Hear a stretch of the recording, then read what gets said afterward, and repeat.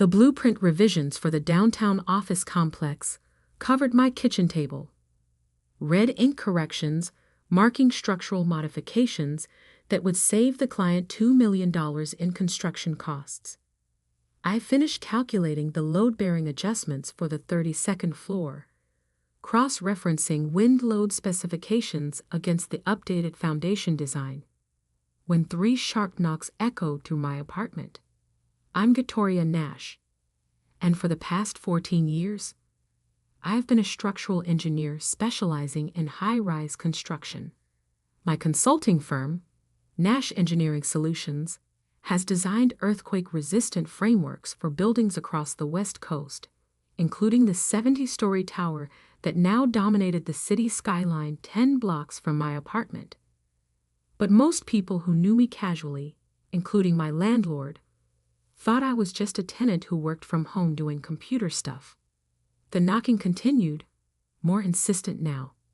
I glanced at the clock, 8:47 p.m. on a Tuesday evening. Not typical timing for maintenance issues or neighborly visits. I saved my work, closed the laptop, and walked to the front door. Through the peephole, I could see Harold Brennan, my landlord for the past 3 years, flanked by 2 men in dark suits who looked distinctly uncomfortable. Harold's usual rumpled appearance had been upgraded to what appeared to be a new jacket and tie, though the effect was somewhat undermined by his perpetually anxious expression. I opened the door, maintaining the polite but distant relationship we'd established since I'd moved into the Meridian Towers apartment complex. "Good evening, Harold. Is everything all right?" He shifted nervously, clearly rehearsing whatever speech he prepared. "Victoria, I need to discuss some changes to your lease agreement. May we come in?" The 2 men behind him said nothing, but their presence was obviously meant to convey authority or intimidation. I stepped aside to let them enter, curious about what had prompted this unusual evening visit. My apartment was spacious by city standards, 2 bedrooms, 2 bathrooms, with floor-to-ceiling windows overlooking the financial district. I'd chosen it specifically for the home office potential and the structural integrity of the building itself, having reviewed the original architectural plans before signing the lease. The rent was reasonable for the location, and Harold had been a hands-off landlord who generally avoided tenant interactions. "Can I offer anyone coffee or water?" I asked, gesturing toward the living room furniture. Harold declined, but one of his companions, a thin man with calculating eyes, surveyed my apartment with obvious assessment. He noted the expensive computer equipment, the engineering texts on the bookshelves, and the framed certificates from various professional organizations. "Victoria," Harold began, his voice carrying a forced confidence that didn't match his body language. "The real estate market has changed significantly since you signed your current lease. Property values in this area have increased dramatically." I nodded politely. Market appreciation was hardly news in a city where tech growth had been driving construction booms for years. My own projects had contributed to that growth, though Harold had no idea about the scope of my professional involvement in the district's development. "I understand market conditions can affect property values," I replied. "Is this about the lease renewal negotiations? I thought we weren't scheduled to discuss that until next month." The thin man stepped forward, clearly the source of Harold's newfound assertiveness. "I'm Gerald Hoffman from Hoffman Property Management. We've been consulting with Mr. Brennan about optimizing his portfolio's revenue potential." Ah, Harold had hired a property management company, probably lured by promises of increased rental income through aggressive tenant management. I'd seen this pattern before. Small landlords getting convinced to sacrifice stable, long-term tenants for short-term profit maximization. "The current rental rates for this building are significantly below market value," Hoffman continued. "We've identified substantial opportunities for revenue enhancement through strategic lease restructuring. Translation: they wanted to force out existing tenants to justify massive rent increases for new ones. It was a common gentrification strategy, though typically implemented with more legal finesse than this evening's intimidation approach. Harold cleared his throat. "Victoria, your rent is increasing to $4,500 per month, effective immediately. If you can't agree to the new terms, we'll need you to vacate by tomorrow morning." I kept my expression neutral while processing the implications. My current rent was $1,500 monthly. They were proposing to triple it overnight. More significantly, they were attempting to implement this change outside normal lease procedures without proper notice or legal justification. "That's quite an increase," I said calmly.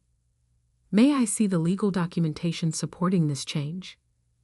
Hoffman's smile had sharp edges. "Market conditions don't require extensive documentation. You can accept the new terms or find alternative housing. Given the current rental market, I doubt you'll find anything comparable at your previous rate." The second man, who'd remained silent until now, finally spoke. "We've brought security personnel to ensure a smooth transition if you choose the vacation option." Security personnel. They'd brought muscle to intimidate a tenant into accepting illegal rent increases. This was moving from aggressive property management into potential extortion territory. "I appreciate you coming by to discuss this," I said, maintaining my calm tone. "Before I respond, could you give me a few minutes to retrieve some paperwork from my files? I want to review my lease terms and legal options." Harold nodded eagerly, probably assuming I was preparing to negotiate or surrender. Hoffman checked his expensive watch with obvious impatience, while the security contractors positioned themselves near the door like they were preventing an escape attempt. I walked to my home office, closing the door behind me. The filing cabinet in the corner contained the usual tenant documents: lease agreements, rent receipts, correspondence with Harold about maintenance issues. But in the bottom drawer, secured in a fireproof document box, were papers that would fundamentally change the evening's dynamic. I'd purchased the Meridian Towers building 8 months ago through Cascade Holdings, one of several shell companies I used for real estate investments. The acquisition had been part of a larger portfolio purchase involving 6 properties across the downtown district, financed through my engineering firm's substantial profits from recent construction projects. Harold had been struggling with building maintenance costs and falling behind on property tax payments. When Cascade Holdings approached him with a generous offer, he'd accepted immediately, though the sale terms included a management agreement that allowed him to continue operating as landlord while we handled ownership responsibilities behind the scenes. The irony was that Harold had been paying rent to my company for months while simultaneously collecting rent from tenants who had no idea about the ownership change. He'd signed paperwork acknowledging Cascade Holdings as the new owner, but apparently hadn't connected that information to his tenant Victoria Nash's actual identity. I pulled out the deed, property transfer documents, and Harold's signed management agreement. The papers clearly established my ownership of the building Harold was now trying to evict me from, using intimidation tactics that violated both his management contract and basic tenant rights. Returning to the living room, I found Hoffman examining my engineering certificates with obvious confusion. He'd apparently expected to find evidence of financial instability, not professional credentials suggesting substantial earning potential. "These are impressive qualifications," he said, gesturing toward my structural engineering license. "What exactly do you do for work?" "I design buildings," I replied simply, settling into my chair with the document folder. "Now, about this rent increase." Harold leaned forward eagerly. "Have you decided about the new terms?" "I've reviewed my legal position, and I have some concerns about your proposed changes. I opened the folder, placing the first document on the coffee table. This is the deed to the Meridian Towers building, filed with the county recorder's office 8 months ago. All three men leaned forward to examine the document. Harold's expression shifted from confident to confused as he read the property details. Hoffman's sharp smile faded as he processed the legal language. According to this deed, I continued, the building owner is Cascade Holdings LLC, which acquired the property from Harold Brennan in a transaction completed last March. Harold nodded slowly. Yes, that's correct. I sold to Cascade, but retained management responsibilities under a service agreement. Excellent. Then you'll recognize this document. I placed the management agreement on the table. Your contract with Cascade Holdings, specifying your duties as property manager and the limitations on your authority. Hoffman snatched up the agreement, scanning the text with growing alarm. The contract clearly outlined Harold's responsibilities and explicitly prohibited arbitrary rent increases without owner approval. Harold, I said gently, according to Section 12 of your management agreement, any rent adjustments require written approval from Cascade Holdings' authorized representative. Did you obtain that approval before tonight's visit? His face had gone pale. No, I thought.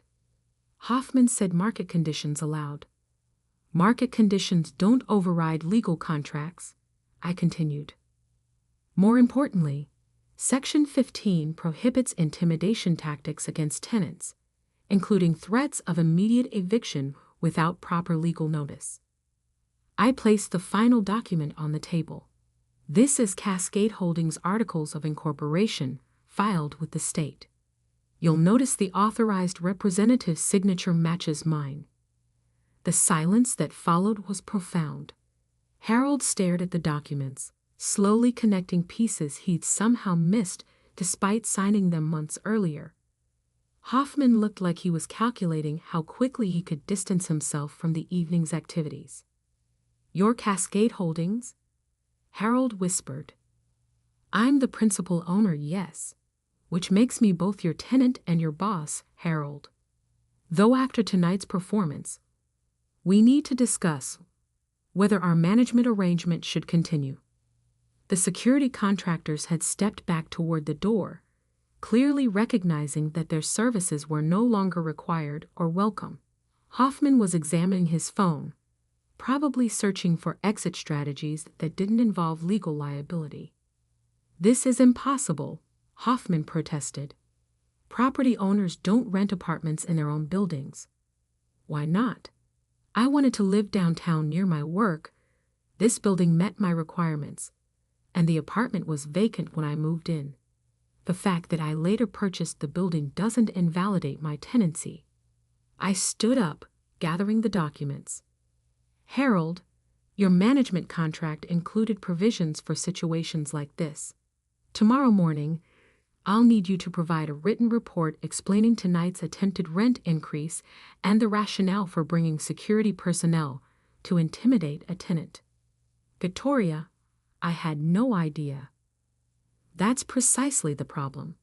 You had no idea who you were dealing with, what legal authority you actually possessed, or what consequences your actions might have. Hoffman finally found his voice. This whole situation is highly irregular. Property owners have rights that supersede tenant protections. Property owners have responsibilities that include following their own management contracts and respecting tenant rights, neither of which happened tonight. I walked to the window, looking out at the city skyline where several buildings bore my engineering signature. The irony of the evening wasn't lost on me. I designed earthquake-resistant structures that could withstand natural disasters, but apparently hadn't protected myself against landlord stupidity. Gentlemen, I think this meeting is concluded. Harold, please review our management agreement tonight and call me tomorrow morning to discuss how we prevent similar misunderstandings. Hoffman was already heading for the door, his property management services apparently no longer required. The security contractors followed without a word, probably relieved to escape what had become a legally complicated situation. Harold lingered, looking genuinely distressed. "Victoria, I'm sorry. Hoffman convinced me that aggressive management would maximize property values. I never intended to create problems for good tenants." "Harold, you've been managing this building for 3 years. In that time, have I ever been late with rent? Have I caused property damage or tenant complaints?" "No, never. You've been an ideal tenant." "Then why would you risk losing me for a theoretical rent increase that might not even be sustainable in the current market?" He sat down heavily on my couch. "Because I've been struggling financially. The building maintenance costs, property taxes, insurance, it's been overwhelming." When Hoffman showed me revenue projections with higher rental rates, it seemed like the solution to all my problems. I understood his financial pressures better than he realized. The property acquisition paperwork had revealed Harold's debts, deferred maintenance issues, and mounting expenses that had motivated the sale. But attacking stable tenants wasn't the solution to building management challenges. "Harold, financial problems require sustainable solutions, not quick fixes that alienate tenants and potentially expose you to legal liability." Over the following hour, we discussed the building's actual financial situation. Harold's management approach had been reactive rather than strategic, addressing problems as they arose instead of planning for long-term sustainability. Higher rental income was indeed possible, but through unit improvements and strategic marketing rather than intimidation tactics. "What happens now?" Harold asked as our conversation wound down. "Now you continue managing the building under our existing agreement, but with better understanding of your actual authority and responsibilities. Cascade Holdings will also provide additional resources for property improvements that justify gradual rent increases through normal lease renewal processes." And the Hoffman property management contract. I'd recommend terminating that immediately. Their approach creates legal liability without providing sustainable value. A week later, I sat in my apartment reviewing engineering plans while Harold knocked on my door again, this time alone, during normal business hours, and with a much more professional demeanor. "Victoria, I wanted to update you on the building improvements we discussed." I invited him in, noting his more relaxed appearance. The stress that had driven him to desperate measures seemed considerably reduced. "The property management contract with Hoffman has been terminated," he reported. "I've also scheduled consultations with contractors about the lobby renovation and elevator modernization projects." "Excellent. How are the other tenants responding to the improvement announcements?" "Very positively. Several have expressed interest in lease extensions once the upgrades are completed. No one's mentioned the awkward visit last week." I hadn't shared details about our unusual landlord-tenant-owner relationship with other building residents. Harold's learning experience didn't need to become neighborhood gossip. "Harold, I have a proposal that might interest you. Cascade Holdings has been considering property management expansion, and your building experience could be valuable for our other holdings." His eyes lit up with genuine interest. "What kind of expansion?" "We've acquired properties throughout the district that need experienced local management. The compensation would be significantly better than your current arrangement, and you'd have proper company support instead of operating independently." Over the next month, Harold transitioned from struggling individual landlord to regional property manager for Cascade Holdings' real estate portfolio. His intimate knowledge of building maintenance, combined with proper financial backing and legal support, transformed him into an effective property management professional. The Meridian Towers building underwent systematic improvements that justified gradual rent increases for new tenants while maintaining affordable rates for existing residents who had been stable, responsible occupants. My own rent remained unchanged, though I occasionally received building improvement updates from Harold in his capacity as property manager rather than landlord. 6 months after the confrontation that had started our complex relationship, Harold stopped by my apartment with coffee and the building's quarterly financial reports. "Victoria, I wanted to thank you for not firing me immediately after that disastrous evening with Hoffman. Everyone deserves the chance to learn from mistakes, provided they actually learn. I've been thinking about what would have happened if you'd been a normal tenant facing that kind of intimidation. Someone without legal resources or financial stability. It would have been devastating. Forced relocation, legal costs, potential job disruption. Exactly the kind of situation tenant protection laws are designed to prevent." Harold nodded thoughtfully. "I've implemented new procedures for all the Cascade properties. No rent adjustments without proper legal review, no intimidation tactics, and mandatory mediation for tenant disputes before considering eviction procedures." "How are the other property managers responding to the new protocols?" "Better than expected. It turns out that treating tenants with respect actually reduces management headaches and legal liability." Who would have guessed? We both laughed, recognizing the irony that basic human decency also happened to be good business practice. A year after the incident, I was reviewing architectural plans for a new downtown development when Harold called with an unusual request. "Victoria, I have a potential tenant for the penthouse unit who specifically asked about meeting the building owner. Apparently, they've heard about our management approach and want to discuss a long-term lease directly." "That's interesting. What type of tenant?" "A federal judge who's relocating to the city. She's been dealing with landlord issues in her current location and wants assurance about building stability and management practices."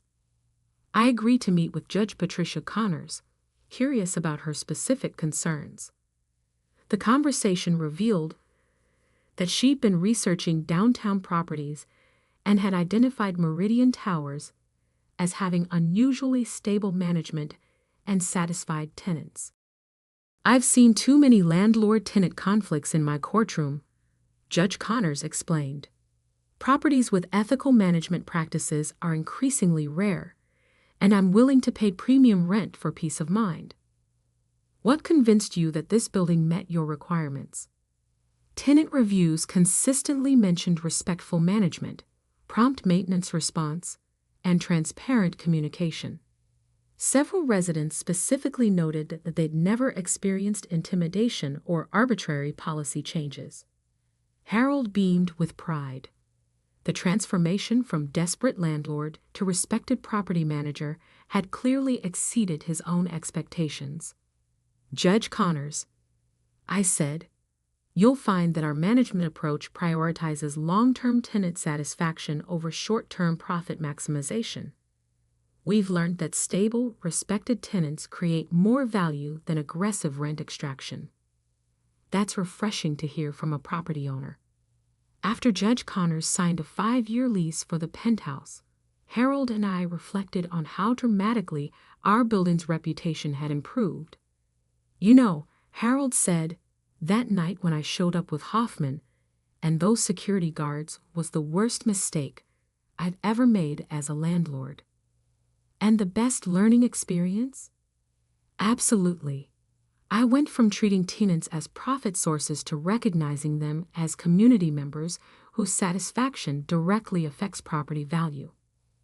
"Harold, would you be interested in speaking at the Property Management Association's annual conference? Your experience could help other landlords avoid similar mistakes." He looked genuinely surprised. "You think other property managers would be interested in my story?" I think they'd benefit from understanding how ethical management practices create sustainable profits while aggressive tactics create legal liability and tenant turnover. 6 months later, Harold delivered a presentation titled From Intimidation to Integration: Building Value Through Tenant Respect to over 300 property management professionals. The response was overwhelmingly positive, with several management companies requesting consulting services about implementing similar approaches.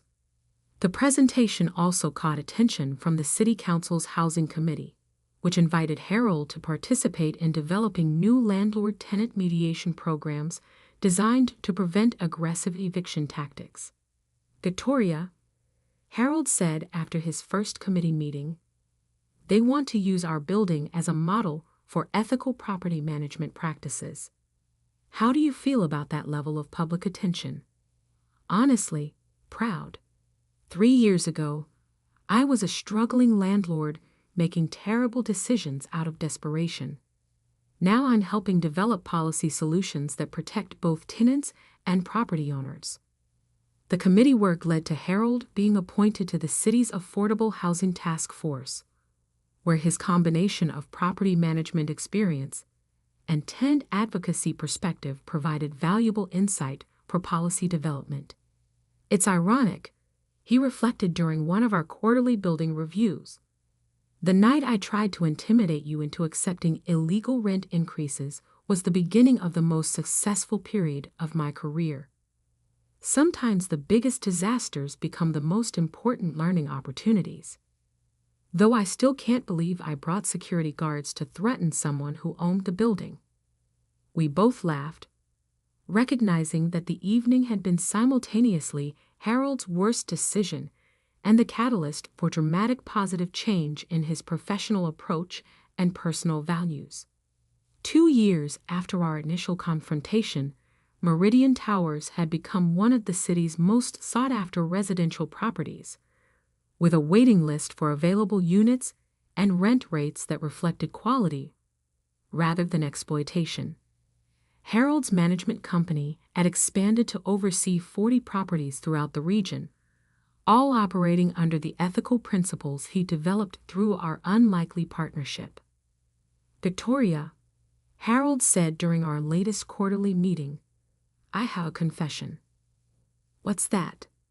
For the first 6 months after I learned you owned the building, I was terrified you were going to evict me as property manager. Why would I do that?